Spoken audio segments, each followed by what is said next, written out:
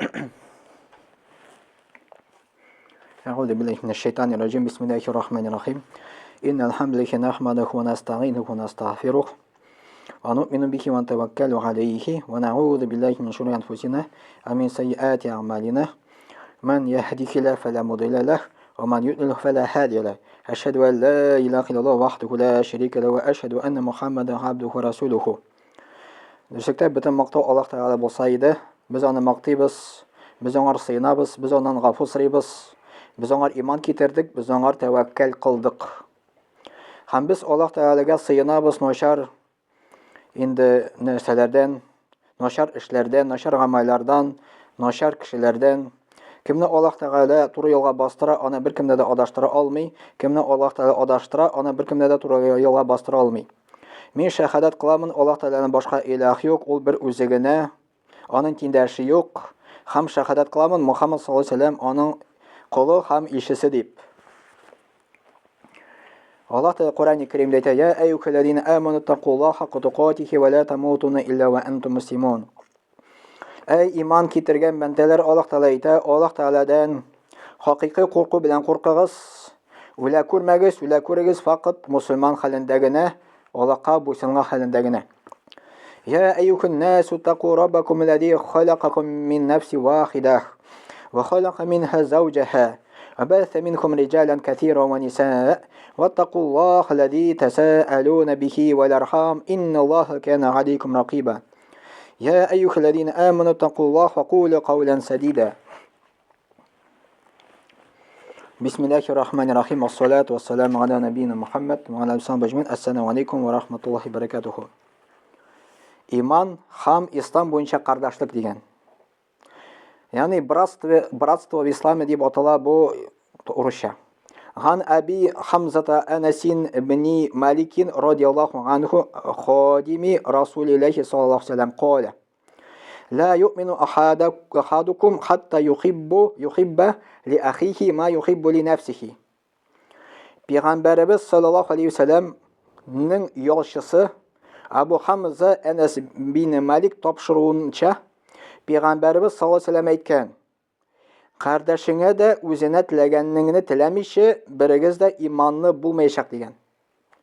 Mana hadis o'zining qardoshingga, to есть o'zingga narsani tilaysan, qardoshingga faqat shuni tilamaysan, imonli bo'lmaysan deydi. Ya'ni o'zingga narsa tilaysan. Yaxshi yurt tilaysan. Boshqa musulmonlarga da shunday yurt tila.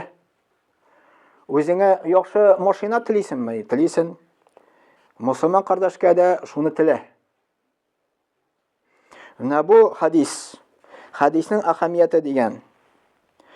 Bir Abu Muhammad Abdullah bin Abu Zayd aytgan: Bütün yaxshi axloq sifatlarining shig'anog'i 4 hadisdan g'ibrat degan. Birinchisi Payg'ambar sollallohu alayhi vasallam aytgan: "Man kan yu'minu billahi wal yawmil akhir falyaqul khayran aw liyasmut." Allohga ham qiyomat kunina ishonuvchi kishi yaxshi so'z aytsin yoki endashmasin deydi. Birinchisi, ikkinchisi: "Min husnil islamil mar'i tarkuhu ma la ya'nihi." Kishining islomni durust tutuvining belgisi onun o'zini qo'g'ilmagan narsadan bosh tortuvi. Andara tam bir hadislar tag'dob. Muhammad payg'ambar sollallohu alayhi vasallam aytdi: "Ashulanma" dedi. La yu'minu ahadukum hatta yuhibba li akhihi ma yuhibbu li nafsihi. Qardoshingga da o'zini tilaganini tilamishi birigizda iymonni bo'lmayshak degan. Mana shu bir zo'r ilmli kishi aytgan, mana shu hadis, mana bunda 4 hadis keltirilgan endi. Bunda axloqning shig'anog'i degan. Mana Muhammad payg'ambar sollallohu alayhi vasallam aytdi: Allohga ham qiyomat kuni ishonuvchi kishi yaxshi so'z aytsin yoki indashmasin dedi. Mana bu musulmonning axloqi bo'lar ish. Ya'ni bizning bor sugunu so'zlari, bizning bor g'aybat so'zlari, bizning bor yolg'on so'zlari endi. Muhammad payg'ambar sollallohu alayhi vasallam aytdi: Kim Allohga ishonadi, qiyomat kuni ishonadi deyi. Bularni siylamasin deyi, qoldirsin deyi, yaxshi so'z siylasin deyi yoki vobshe indashmasin dedi. Chunki Muhammad payg'ambar sollallohu alayhi vasallam aytdi: именно ике агза ишендей кеше тамукка эләгәчәк ди. Берсе телен чыгарып күрсәтте, икенчесе ике бот арасында jinsi агзасын күрсәтте. Мөхәммәд пәйгамбәр саллаллаху алейһи әйтте. Менә шушы ике агза өчен кеше тамукка керә ди иң күбесе. Шуның өчен безнең инде эшебез телне сакларга кирәк, начар сүзләрдән, гайбәтләрдән, сүгүнәләрдән. Итан бер хадис: "Мин хуснил исламил мар'i таркуху ма ла я'нихи." Кешенең исламны дөрес тотуының билгесе аның үзенә кагылмаган нәрсәдән баш тартуы дигән. Ягъни сиңа кагылмый, мәсәлән, кешенең семьясы бар. Синең кешенең семьясы эченә керәсен, бута бетерәсен гайбәтләп сөйләп. Калдыр сиңа, ул синең эшең түгел. Мәсәлән, шундый кешеләр бар, мәчет эченә кысылалар. Нәрсә кысыла, ул синең эшең түгел. Син бит мәчеттә эшләмисең, монда бит инде үзенең кешеләре бар куелган. Анда порядок бар үзенең. Шуның өчен Мөхәммәд пәйгамбәр саллаллаху алейһи әйтте, сиңа кагылмаган икән бу. Калдыр дигән бу әйбер. Сиңа кагылмый икән, калдыр. Оставь то, что тебе не касается. Андары шундый ахлаклы кешеләрдән булып санала, мәсәлән, син кешенең йортына керәсен икән, аның йортында кимчелекләрне күрмә дигән. Ягъни кимчелекләрне күрмә, кеше толашамы анда? Или син анда берәй ни пычрак күрдеңме? Чыгып кешеләргә сөйлисең. Бу синең эшең түгел, бу синең хакың түгел аның турында сөйләргә. Синең хакың юк аның турында сөйләргә бөтенләй. Бу синең йортың түгел, бу синең семьяң түгел. Кирмә аның эченә дигән инде. Хадис келә: "Ла юкмину ахадукум хатта юхибба ли ахихи ма юхиббу ли нафсихи." Кардәшеңә дә үзеңә теләгәнне теләмичә берегез дә иманны булмаячак дигән инде. Алабыз безгә мисал булып тора, үрнәк булып тора Мөхәммәд пәйгамбәр саллаллаху алейһи ва саллям. Аны сахабалар, алар ничек яшәгәннәр бер-берсе белән. Алар бер-берсен ничек яратканнар. Менә мин сезгә сөйләдем, тагын бер сөйлим. Мәккә шәһәрендә 7нче гасырда Мөхәммәд пәйгамбәр саллаллаху алейһи ва саллям ислам дингә өндәде. Кемдер кабул итте, кемдер кабул итмәде. Кем кабул итте ислам диненә, аларга каршы чыктылар. Мәккәдәге правительство аларга каршы чыкты. Күп халык аларга каршы чыкты.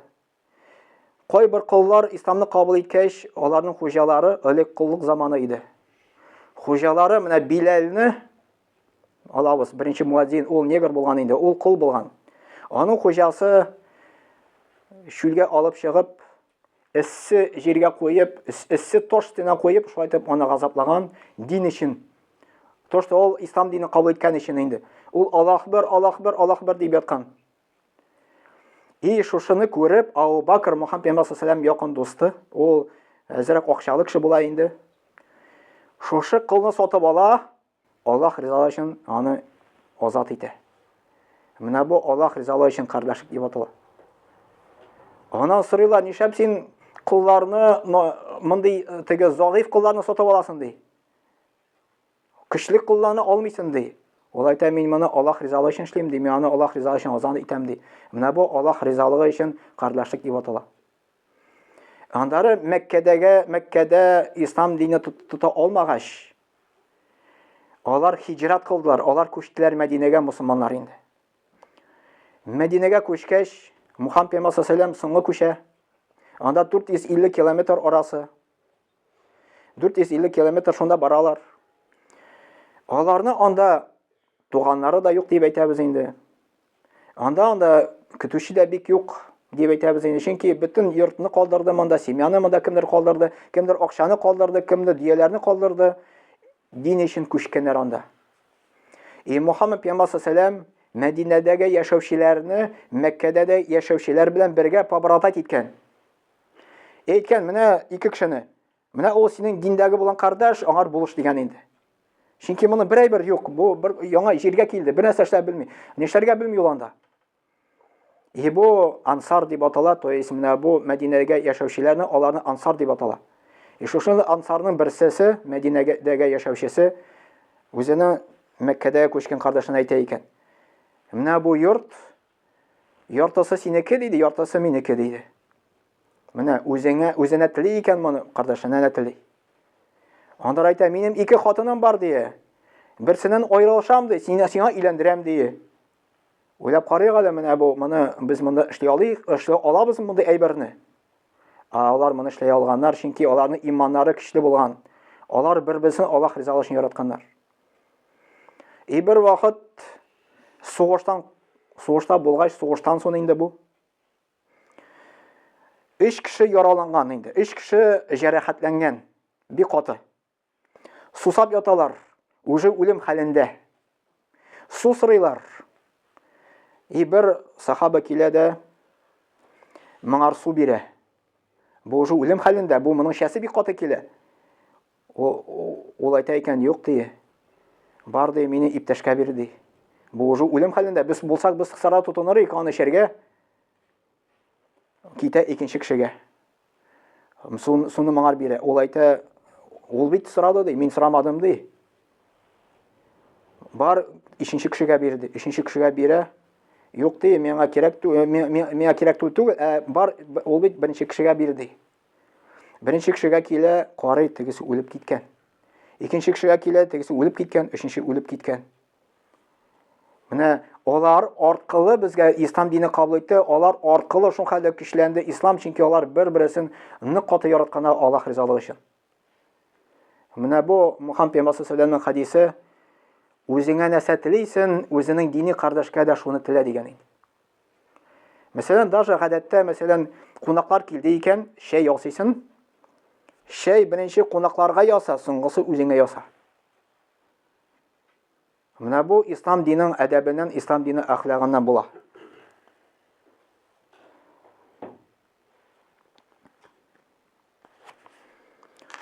Әгәр дә кеше үзенең теле белән дини кардәшләргә зыян китерә икән, ул хәтта Мөхәммәд пәйгамбәр саллаллаһу алейһи ва саллям дип әйтте. Ул әйтә фитнә турында. Бар шундай төшенчә фитнә, ул русча әйтелә смута дип. То есть булгату, мусламаннарның арасында булгату. Мөхәммәд пәйгамбәр саллаллаһу алейһи ва саллям әйтте, кем ди фитнә кертә ди мусламаннар арасында, мусламаннарның арасын булгата ди. Ягъни ул Мөхәммәд пәйгамбәр саллаллаһу алейһи ва саллям беренче әйтте, фитнә йоклый ди. Ягъни менә бу булгату әйбер йоклый. Но кем шушы әйберне булгата диде, уята диде.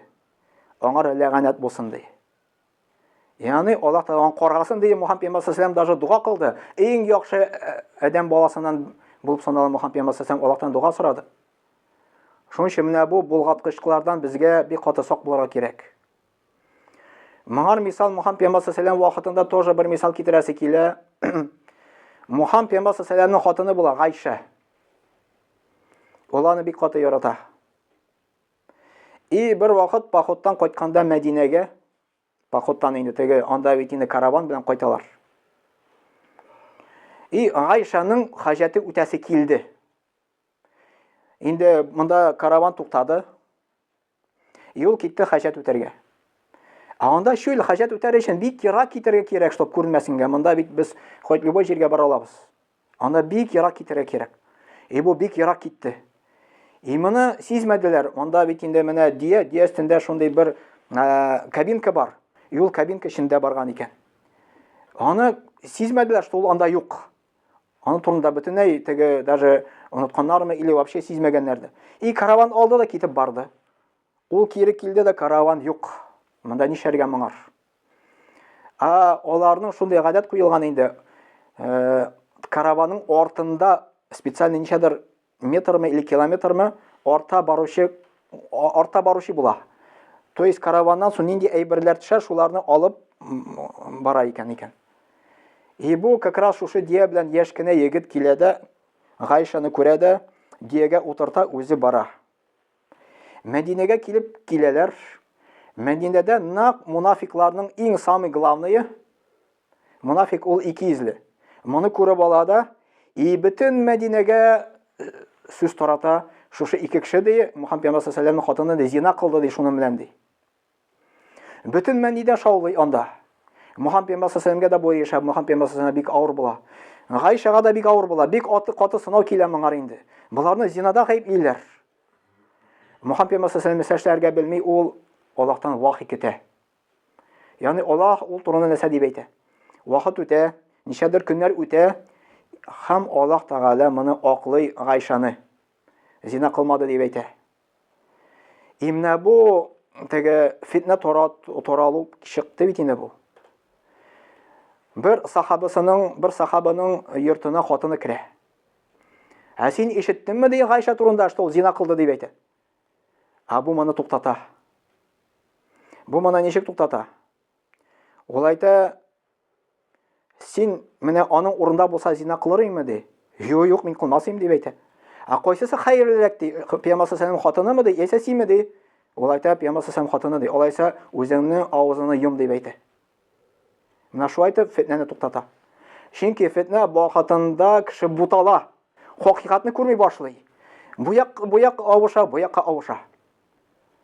Şunun için fitne vaxtında tilini tıyarga kerek degan ul vaxtında. Eğer de sen tilini tıymasan, Muhammed Peygamber sallallahu aleyhi ve sellem kabirde gazaptı. Muhammed Peygamber sallallahu aleyhi ve sellem kabirde gazapını görgen, gaybetçini görgen. Muhammed Peygamber sallallahu aleyhi ve sellem kabirde gördüm diye şunday gazaptı. Bir kişini, indi ikinci kişi ortaya yıkkan. Irgak bilen bunu yırta, ağzını yırta. Onları ikinci yağın ağzını yırta. Bu kiri koyta. Doğan yırta. Mına şuay onu gazaplı. Peygamber sallallahu kim bu deyip soragaç, onda aragana ferişte cevap bire, bu gaybetçi dedi. Kabirde gaybetçiге qatı gazap bula, onu şuay tep gazaplılar eken. Allah saklasın, kıyamet günde gazap bula, tamukta gazap bula. Subhanakallah bihamdik, eşhedü en la ilahe illallah, estağfiruke ve etûbü ileyk ve semi'u dua.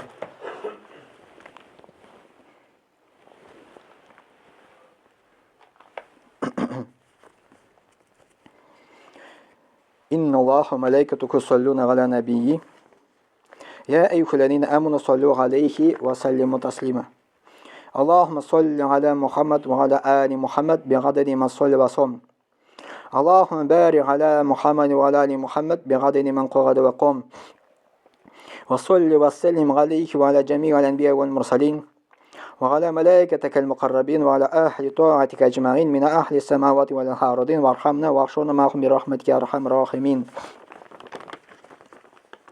اللهم ارحم الخلفاء الراشدين وأمراء المدينة الذين قضوا بالحق وكانوا يعدلون.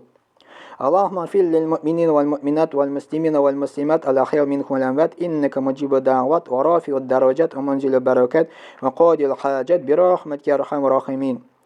اللهم انصر من نصر الدين واخذل من خذل الدين عباد الله.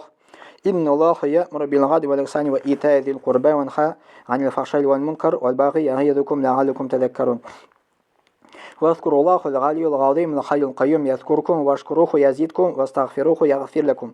ولذكر الله تبارك وتعالى أعلى وأول وأعز وأجل وأعظم وأتم وأكبر. وصلى الله على نبينا محمد وعلى آله وصحبه أجمعين وأقيم الصلاة.